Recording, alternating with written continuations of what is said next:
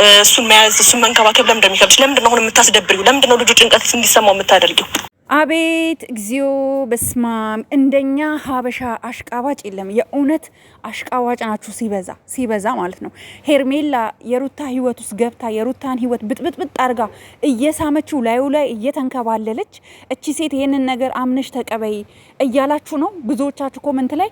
ሄርሜላ ልክናት፣ ሄርሜላ ልክናት፣ ወንድ ልጅ እንክብካቤ ይወዳል ወንድ ልጅ። ከሄርሜላ ለምንድን ነው አብርሽ መራቅ ያቃተው? ንገሩኝ እስኪ።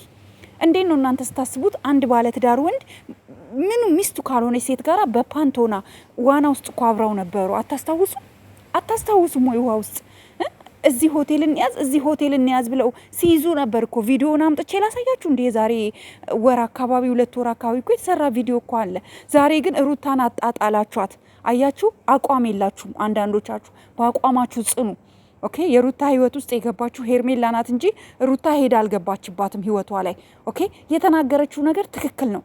ሄርሜላ እየተናገረች ያለችው ነገር ትክክል ነው የምትሉ ሰዎች ጤነኞች አይደላችሁም። የእውነት ጤነኞች። ወንድ ልጅ ክብር ይፈልጋል ምናምን ስላለች አውቃ ኦዲንሱ እንዳይከፋባት እንጂ ከአብርሽ ጋር አይደል እንደምታድረው ስቴል ነው። እንኳን እስካሁን እኮ ሆቴል እኮ አንድ ላይ ይዘው እኮ ነው የሚያድሩት። አንድ ቤት እኮ ነው የሚኖሩት። ምን ነካችሁ ጋይስ?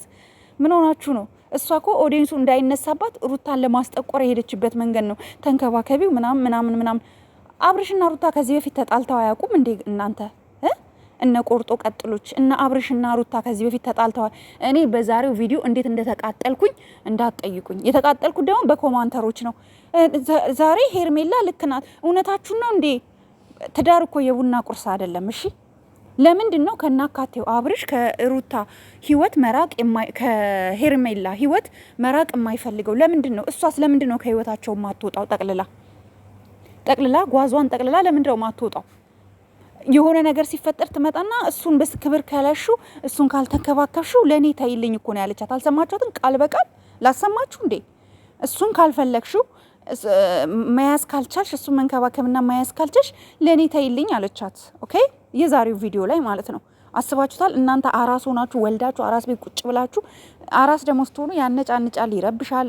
ነፍሰ ጡር ስትሆኑም እንደዛው። እሷ ከእርግዝናዋ ጀምሮ ሩታ ብዙ ስቃይና መከራ ስትሸከም የኖረች ልጅ ናት አይደል?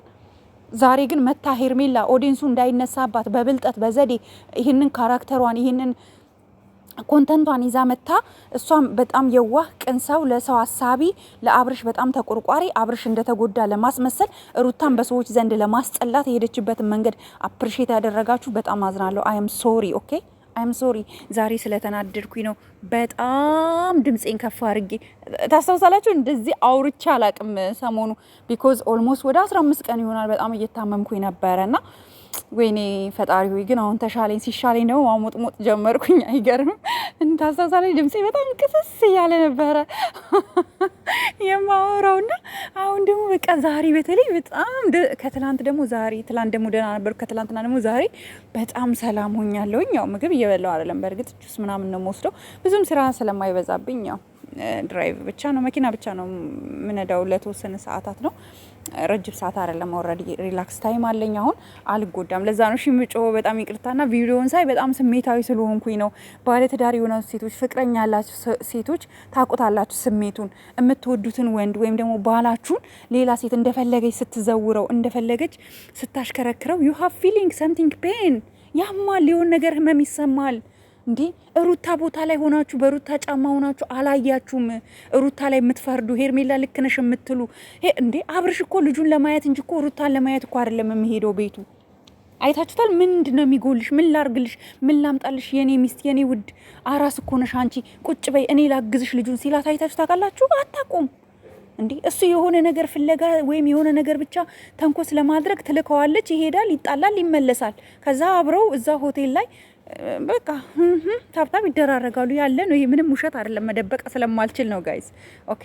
እና ይሄ ነው ያለው ነገር። እና ሩታ እየተበደለች ነው ከህይወታቸው። ሄርሜላ ለምንድን ነው ውልቅ ብላ ንቅል ብላ ማትሄደው? ምክንያት ንገሩኝ። ይሄን ከነገራችሁኝ፣ ይሄንን ካሳያችሁኝ፣ የዚህ መስመር ከነገራችሁኝ ሪል ነው የምላችሁ 100% ሄርሜላ አብርሽና ሩታ ሰላም ይሆናሉ። በቃ ሁሉም ነገር ይስተካከላል በሰዓቱ በወቅቱ። እና ይሄ ነው ያለው ነገር።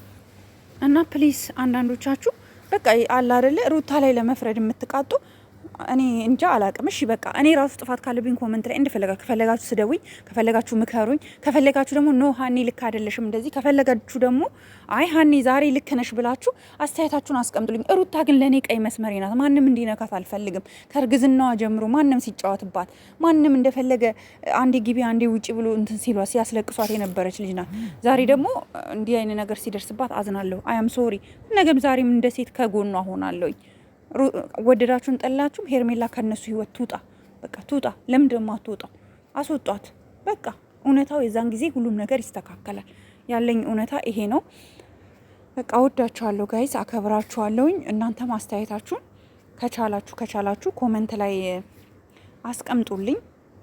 እወዳችኋለሁ፣ አከብራችኋለሁ። በተለይ ተከታዮቼ ሀሳብ አስተያየት የምትሰጡኝ በሙሉ ባይዘዌ ኮመንት አነባለሁ። በጣም ብዙ ሰው በእንግሊዘኛ ይጽፍልኛል፣ አነባለሁ። እንግሊዘኛም ትንሽ አነባለሁ ትንሽ አነባለሁኝ። ስለዚህ የፈለጋችሁትን ጻፉልኝ፣ ደስ ይለኛል። ቴንክ ዩ ሶ ማች፣ ከልብ አመሰግናለሁ።